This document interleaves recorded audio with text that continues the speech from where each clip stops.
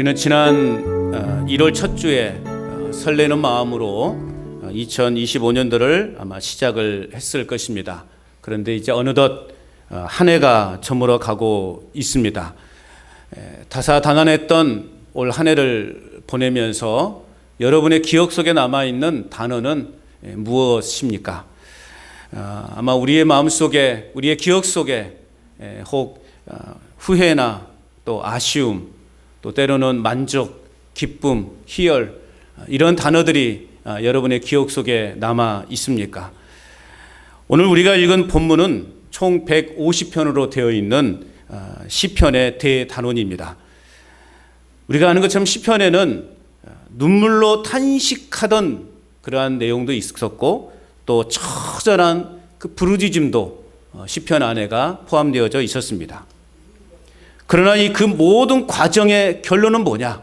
결국 할렐루야, 여호와를 찬양하라 라는 사실입니다. 우리의 인생도 마찬가지입니다. 여러분, 2025년 한 해 동안 참 많은 눈물도 있었고 한숨도 있었을 것입니다. 실패도 있었고 또 나름 성공도 있었을 것입니다. 질병과의 그러한 싸움도 있었을 거예요. 너무 황망한 일을 또 경험해야 되는 그러한 상황도 우리 가운데 있었을 것입니다. 그러나 오늘 우리는 믿음으로 이 한 해의 마침표를 찬양으로 찍어야 된다는 것입니다. 마지막 마침표는 그냥 의미 없는 점이 아니라 찬양, 여호와를 찬양하라, 여호와를 찬양하라, 할렐루야. 이 찬양으로 우리 인생에 올 한 해의 마침표를 우리는 찬양으로 찍어야 한다는 것입니다. 인생의 과정 속에 처절한 부르짖음이 있을지라도 우리의 신앙의 결론은 언제나 찬양이어야 한다라는 것입니다. 여러분 우리의 수명이 다하는 날까지 평생을 살아오면서 이제 마지막 임종 직전에 우리가 찍어야 될 마침표는 뭘까요? 찬양입니다. 할렐루야, 여호와를 찬양하라. 그렇게 할 수 있어요? 이제 숨이 곧 꼴딱 넘어가는 그 순간에 내가 할 수 있는 내 인생의 마지막 마침표가 뭐여야 된다고요? 할렐루야. 할렐루야가 뭐예요? 여호와를 찬양하라. 여러분, 그런 여러분들의 그 마지막 임종의 마지막 마침표를 할렐루야를 찍었을 때 그걸 지켜본 여러분의 자녀손들이 얼마나 감격할까요? 여러분, 기도하셔야 됩니다. 내가 마지막 정신이 남아있을 때 내 마지막의 고백은 할렐루야다. 우리 인생이 그렇습니다. 얼마나 많은 우여곡절이 많습니까? 그러나 결국엔 우리 인생, 우리 영혼은 천국에 가는데 이제 할렐루야, 주님의 영광을 바라보며 그 나라를 소망하는 우리의 믿음, 이것이 오늘 우리 신앙인들이, 믿음의 사람들이 갖춰야 될 신앙의 태도다라고 말할 수 있습니다. 2025년 마지막 주일을 보내는 오늘, 우리는 그래서 본문을 통해서 호흡이 있는 우리가 왜 하나님을 찬양해야 하는가, 그 마땅한 이유를 깨닫고 우리가 함께 은혜를 누리는 시간이 될 수 있기를 바랍니다. 자, 우리가 하나님을 찬양해야 되는 이유가 무엇입니까? 첫째는 우리가 하나님을 만나는 특권을 얻었기 때문에 그렇습니다. 자, 오늘 본문 1절 말씀을 우리 같이 한번 읽어보겠습니다. 1절입니다. 시작. 할렐루야, 그의 성소에서 하나님을 찬양하며 그의 권능의 궁창에서 그를 찬양할지어다. 자, 우리가 하나님을 찬양하는 이유는 뭐냐? 우리는 언제 어디서나 하나님을 높일 수 있는 놀라운 특권을 얻었기 때문에 그렇습니다. 오늘 우리가 읽었던 1절 말씀에 보면은 찬양하는 장소가 두 곳으로 언급되고 있습니다. 한 곳은 어느 곳입니까? 그의 성소예요. 그리고 다른 하나는 어떤 곳이에요? 그의 권능의 궁창입니다. 여기서 성소라고 하는 것은요, 그냥 이스라엘 백성들이 흔히 드리는 예루살렘 성전을 의미해요. 그 다음에 권능의 궁창은 어디를 의미하는 것인가? 하나님이 창조하신 저 높고 높은 하늘, 곧 우주를 뜻한다라는 것입니다. 자, 결국 이것은 무엇을 의미하는 것일까요? 지상의 작은 성소에서부터 광활한 우주까지 하나님이 계신 모든 것이 바로 찬양의 무대가 된다라는 것입니다. 그렇다면 이것이 왜 우리에게 특권이 될 수 있는가예요? 왜 그것이 우리에게 특권이 될 수 있는가? 여러분, 구약에서는 아무나 성소에 들어갈 수가 없었어요. 하나님이 세우신, 하나님께로부터 기름 부음 받은 제사장들만 성소에 들어갈 수가 있었습니다. 그런데 이제 우리는 예수 그리스도의 십자가의 공로를 힘입어서 언제 어디서나 우리는 하나님을 아바 아버지, 아빠 아버지라고 부르면서 만날 수 있는 하나님의 자녀의 특권을 얻게 되었다라는 것이죠. 그래서 여러분, 우리가 서 있는 곳이 비록 화려한 성전은 아닐지라도, 또 우리가 머물고 있는 곳이 가시밭과 같은 곳이라 할지라도, 또 큰 절망과 아픔과 고통이 있는 그러한 자리라 할지라도, 여러분, 우리가 주님을 찬양하며 주님을 부르는 그 순간, 그 자리가 어떤 곳이 되는 거예요? 거룩한 성소가 되는 것이고, 그곳이 바로 권능의 궁창에 된다는 사실을 믿으시기 바랍니다. 우리가 거하는 곳이 어느 곳이든지, 우리가 어떤 형편에 있든지 간에 그곳에서 주님의 이름을 부르고 주님을 찬양한다면 그곳이 바로 하나님의 성소가 되는 것이고 거룩한 권능의 궁창이 된다는 것입니다. 하나님께서는 예수 그리스도 안에서 오늘 저와 여러분들을 영광과 찬송이 되게 하셨습니다. 그렇기 때문에 우리가 그리스도 안에 거하기만 하면 우리가 서 있는 그곳이 어디든 하나님을 찬양할 수 있는 거룩한 성소요, 또 거룩한 권능의 궁창이 될 수 있다라는 것입니다. 이것이 바로 성도인 저와 여러분이 누리는 대단한 특권이라는 것입니다. 세상 그 어떤 사람도 누릴 수 없는 특권이에요. 우리가 거하는 그곳이 어느 곳이든 그곳에 주의 이름을 부르고 주의 이름을 찬양한다면 그것이 곧 성소가 되는 것입니다. 그래서 여러분, 내가 어떤 곳에 있다 할지라도 때로는 조금 우리가 우상이 득실거리는 그곳에 내가 어쩔 수 없이 가야 되는 형편이라 할지라도 내가 속사람이, 내 속마음이 하나님을 찬양하고 있다면 그곳이 하나님의 성소요 거룩한 권능의 궁창이 될 수 있다라는 것입니다. 예전에 과거에 섬겼던 교회에서요, 이제 대기업 이제 임원이신 안수지 집사님이 계셨는데요. 거기가 그때 이제 막 이제 또 큰 회사 건물을 이렇게 지어가는 과정 속에서 어마어마 큰 건물을 짓기 위해 핀을 박잖아요. 어마어마 큰 핀을 박는데 그 핀을 박을 때마다 그 회사는요, 돼지머리 올려놓고 고사를 지내는 거예요. 그러니까 이 안수지 집사님이 늘 그것 때문에 마음에 갈등이 있었대요. 그러지 않습니까? 임원이기 때문에 참석 안 할 수도 없고 또 그런 것이 굉장히 따지는 그러한 대기업이었기 때문에 어쩔 수 없이 안수 집사이지만 그 고사 지내는 곳에 늘 가야 되는, 그래서 그 고민을 털어놓았어요. 그래서 그런 이야기를 해드렸어요. 집사님, 비록 몸은 그러지만 속마음은 그냥 집사님 속으로는 찬양하고 계세요. 찬양하고 계시면 돼요. 이제 그렇게 했더니요, 실제로 그렇게 남들을 고사 돼지머리에 술 돌리고 막 그럴 때 본인 뒤에 서서 그냥 속으로 찬양하고 있었답니다. 그러니까는 그 상황이 그냥 그렇게 예전처럼 막 갈등하고 막 고민이 그러지 않더라는 거예요. 야, 이곳에서도 하나님을 찬양할 수 있고 이곳이 하나님을 예배할 수 있는 곳이 되겠구나 라고 그렇게 생각하면서 그 고난, 그 고비를 넘기셨다라고 그렇게 이야기합니다. 여러분, 우리가 어느 곳에 거하든지 우리가 어느 곳에 머물러 있든지 그곳이 바로 하나님을 찬양할 수 있는 공간이 되는 것이고 그곳이 바로 우리의 예배의 장소가 됨을 여러분 믿으시기 바랍니다. 창세기 26장에 보면 형 에서의 분노를 피해서 황급히 도망길에 오른 야곱이 나오게 되죠. 그는 정든 집을 떠나서 아무도 없는 그 낯선 광야 루스라는 곳에 도착을 하게 됩니다.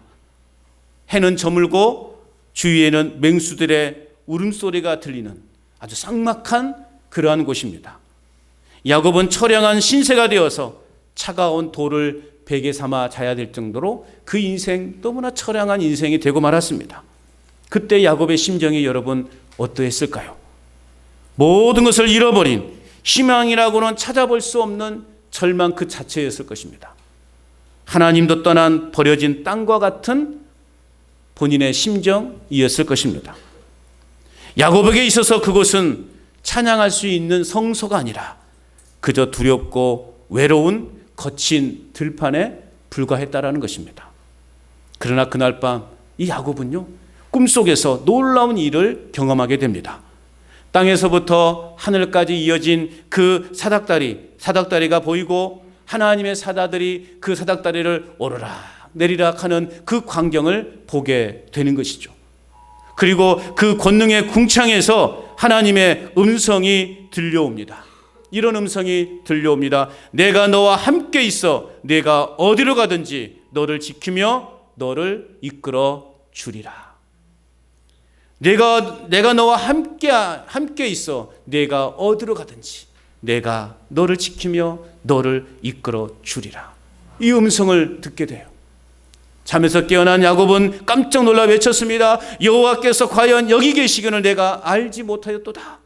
이곳이 다름 아닌 하나님의 집이요 하나님의 하늘의 문이로다.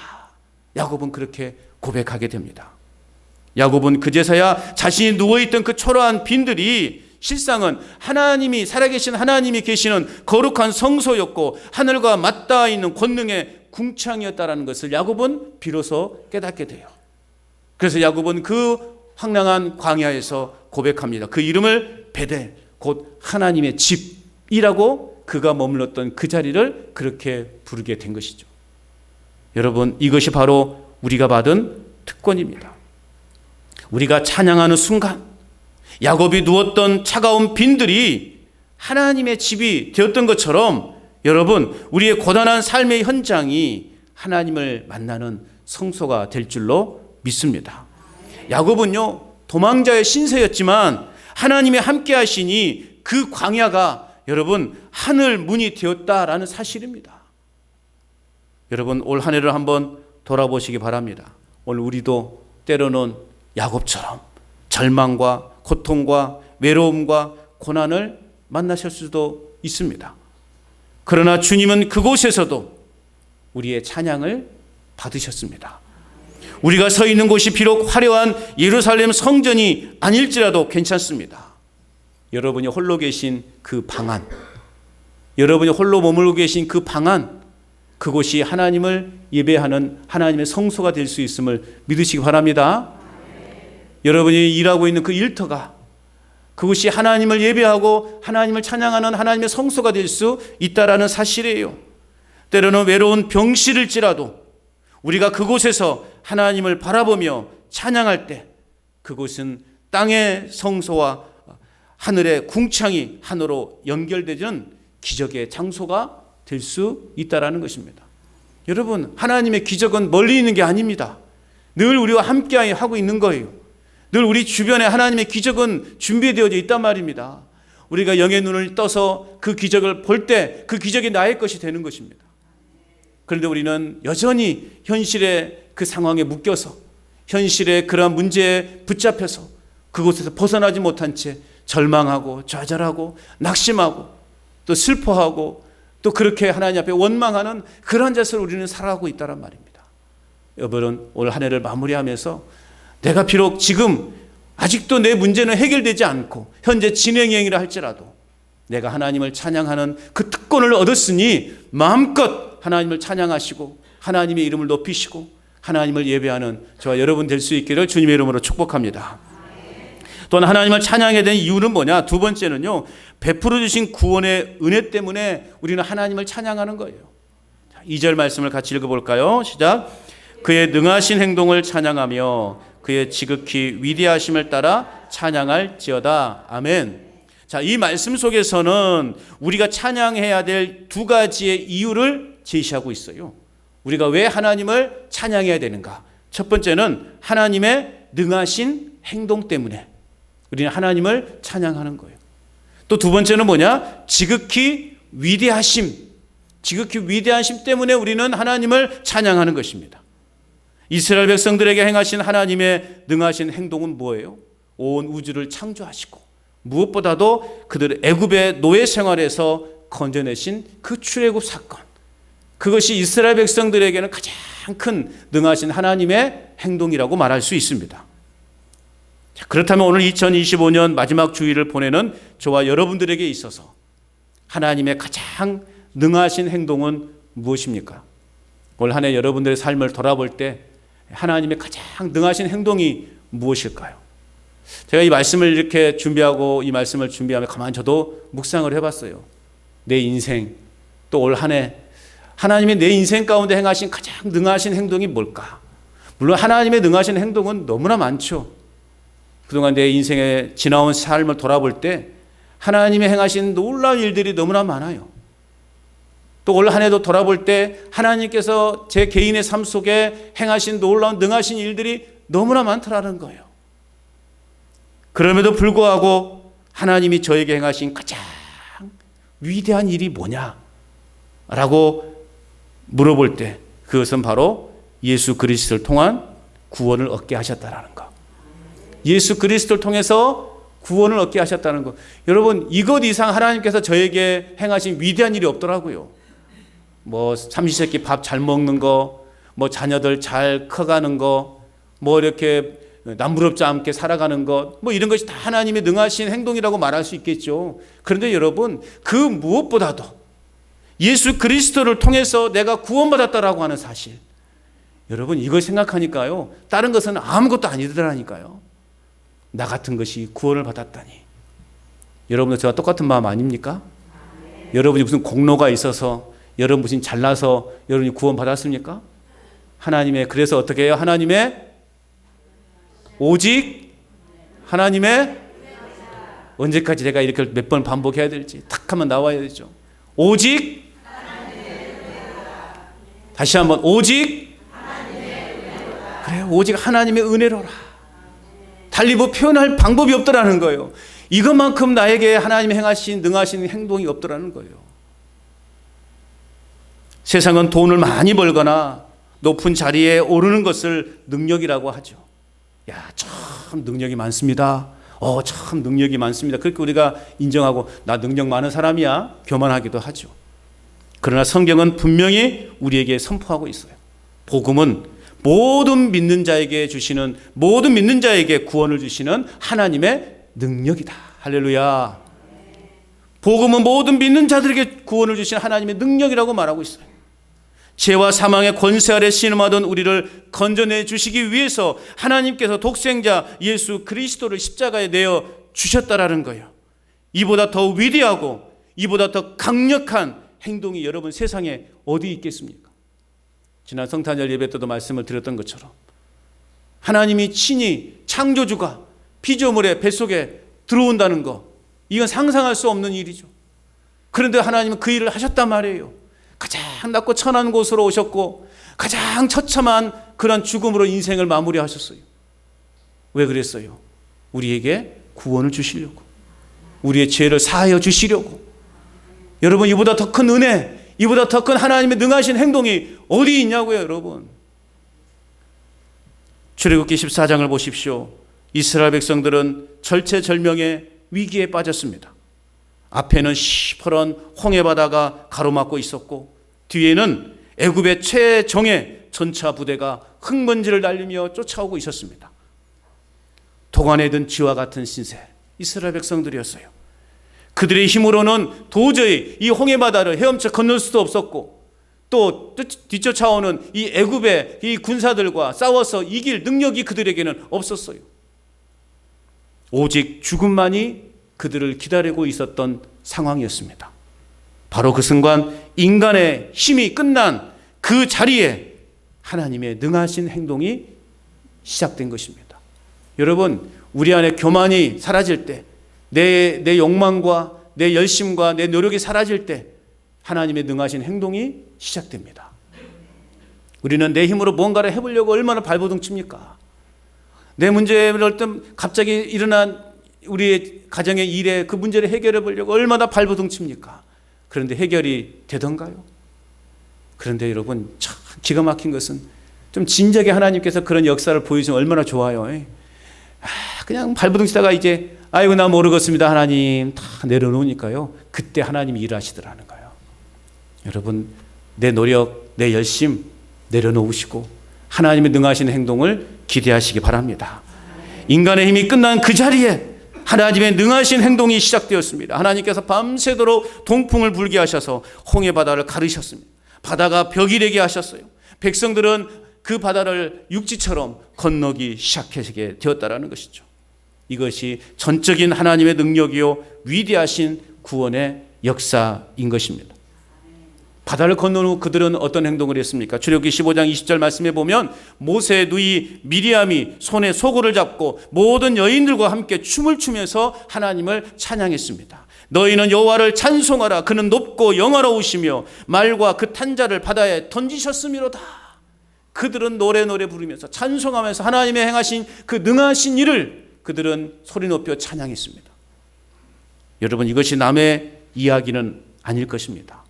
바로 저와 여러분의 이야기입니다. 우리도 죄와 사망이라고 하는 그 홍해 앞에 가로막혀서 영원히 죽을 수밖에 없는 운명들 아니었습니까? 안 죽어요? 여러분, 지옥 안 가려고 작정했죠? 우리는 그 인생이었어요. 지옥 가야 되는 인생이었단 말이에요. 죄와 사망이라는 그 홍해 앞에 가로막혀서 우리는 우리 힘으로 도저히 그곳을 헤쳐나올 수 없고 죽음이라고 하는 그러한 곳에 처할 수밖에 없는 운명에 있었던 인생들이었다는 거예요. 내 공로와 노력으로는 절대 천국에 갈 수 없었던 죄인이었단 말입니다.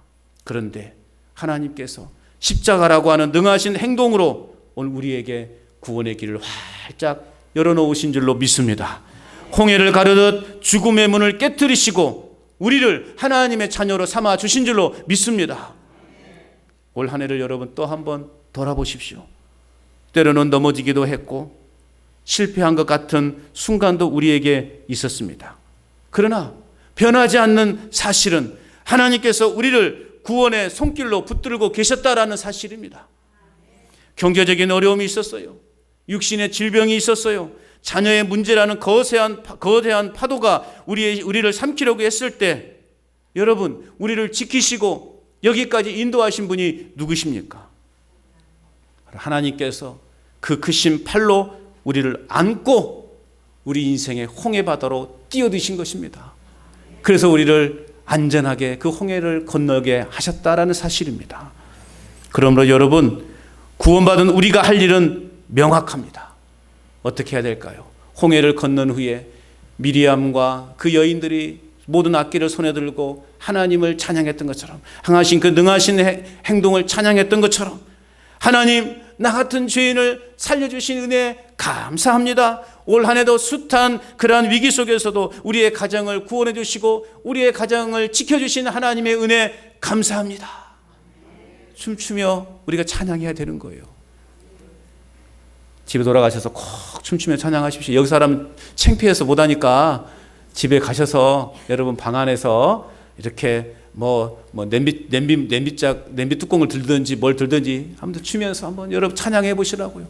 아이고, 올 한 해 하나님, 나 같은 죄인을 구원해 주셔서 감사합니다. 우리 가정을 지켜주셔서 감사합니다. 감사할 제목 얼마나 많습니까? 그 감사의 제목을 떠올리면서 함께 여러분 찬양하시기 바랍니다. 이 구원의 감격이 있는 곳에 진정한 찬양이 터져 나오게 될 것입니다.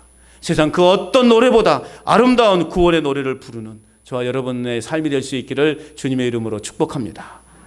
또한 우리가 하나님을 찬양해야 되는 이유는 무엇입니까? 마지막 세 번째는요, 우리에게 생명을 주셨기 때문에 우리는 하나님을 찬양하는 거예요. 자, 오늘 6절의 말씀을 같이 읽어볼까요? 6절 시작. 호흡이 있는 자마다 여호와를 찬양할지어다. 할렐루야. 아멘. 우리가 찬양해야 될 마지막 이유는 뭐냐? 예수 그리스도를 통해서 우리가 영원한 생명을 얻었기 때문에 우리는 그 하나님을 찬양하는 것입니다. 3절에서 5절 말씀에 보면 온갖 악기들이 다 등장합니다. 나팔, 비파, 수금, 소고, 현악, 퉁소, 재금, 온갖 악기들이 다 동원해요. 관악기, 현악기, 타악기 모두 동원되어서 서로 화음을 맞추고 춤추며 하나님을 찬양하라라고 명하고 있습니다. 여러분, 오늘 우리에게도요, 하나님이 주신 좋은 악기가 있어요. 그게 뭔지 아십니까? 손바닥. 우리는 박수할 수 있잖아요. 얼마든지 그래서 우리가 하나님을 찬양할 때는요, 박수 치면서. 근데 우리 교회는 참 안타까운 것이 1절 할 때는 소리가 잘 나. 2절, 3절 가면서 서서히 이 박수 소리가 줄어들어요. 왜 그럴까? 원인을 봤더니 어깨가 아프고 팔들 힘이 없어가지고 이 박수를 치는 것도 서서히 줄어들어. 참 안타까워요. 그러나 여러분, 비록 우리의 육신은 쇠하지만 우리의 마음은 정말 힘차게 하나님을 찬양한 줄 믿습니다. 그래서요, 제가 시험 안 들기로 했어요. 처음에 조금 시험 들려고 그랬어요. 찬양을 하면 박수를 치려면 끝까지 치시지, 치다가 서서히 쭉 줄어드니까 찬양에 은혜가 없어서 그런가 생각했는데요, 하나님이 그런 마음을 주셨어요. 야, 그렇구나. 어깨도 아프고 팔들 힘도 없고 그러다 보니까 얼마나 힘들겠어요, 이거 박수 치는 것이. 그래서 이해하기로 했고요. 그러나 여러분의 마음은 정말 막 그냥 힘차게 박수를 치면서 찬양하는 줄로 믿습니다. 네, 그렇게 찬양하십시오. 기쁨을 찬양해야 되는 거예요. 이건 뭘 말하는 것이냐면 전인격과 삶의 모든 수단을 총동원해서 우리가 하나님을 기쁨으로 높이고 찬양해라 라는 거 하는 그러한 의미예요.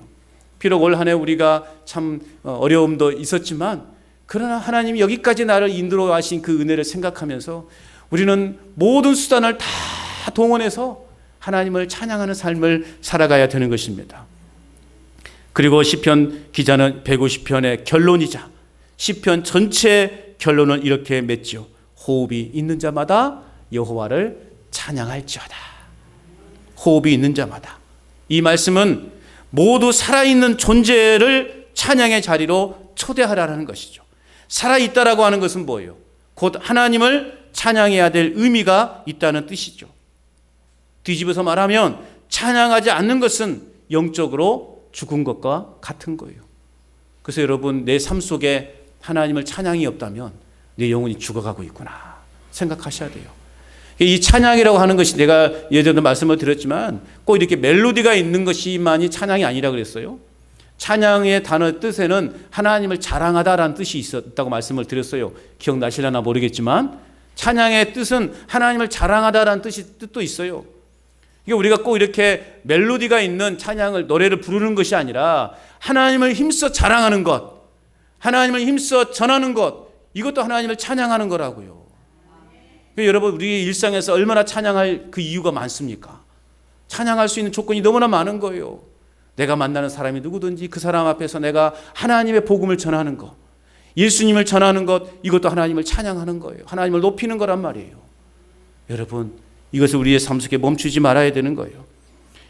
이러한 삶이 우리에게 없다면, 내가 하나님을 자랑할 그러한 삶이 우리에게 없다면, 내가 예수님의 이름을 말하는 것 자체도 부끄럽고 정말 세상적인 말로 쪽팔리다고 생각되어진다면 그 영혼은 지금 죽어가고 있는 거예요.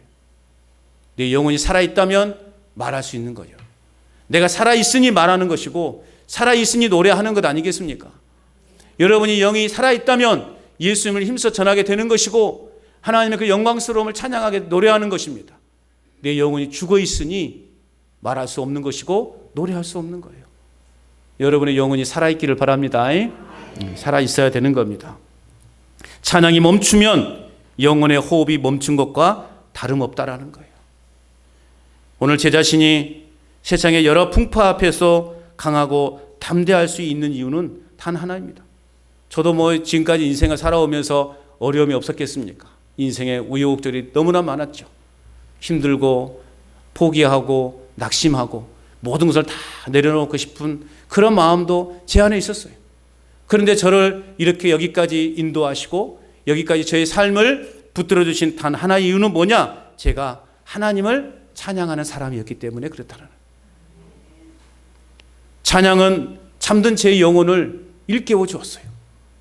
그리고 찬양은 저의 심령에 다시 한번 생명을 불어넣는 그러한 생명수였다는 거예요. 그래서 저는 제 인생의 큰 어려움을 만날 때마다 이 찬양을 통해서 저는 마음에 큰 위로를 받고 다시 한번 하나님 앞에 결단하게 합니다. 내 평생 사는 동안 주 찬양하리. 여호와 하나님 내 주를 찬양하리. 주님을 묵상함이 즐겁도다. 내 영혼 주 안에서 참 기쁘리. 내 영혼아 주님을 찬양하라. 내 영혼아 주님을 찬양하라. 내 영혼아 주님을 송축하라. 내 영혼아 주님을 찬양하라. 할렐루야. 이것이 오늘 저를 있게 한 찬양이었습니다.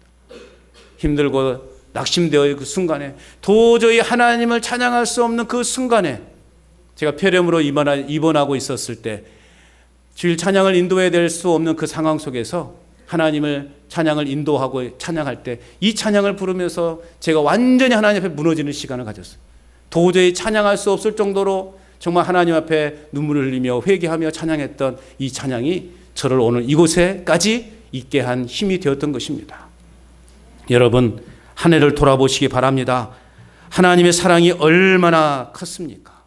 우리가 즐겨 부르는 찬송의 가사처럼 하늘을 두루마리 삼고 바다를 먹물 삼아도 다 기록할 수 없는 그 크신 하나님의 사랑은, 그 사랑을 우리에게 하나님이 베풀어 주셨습니다.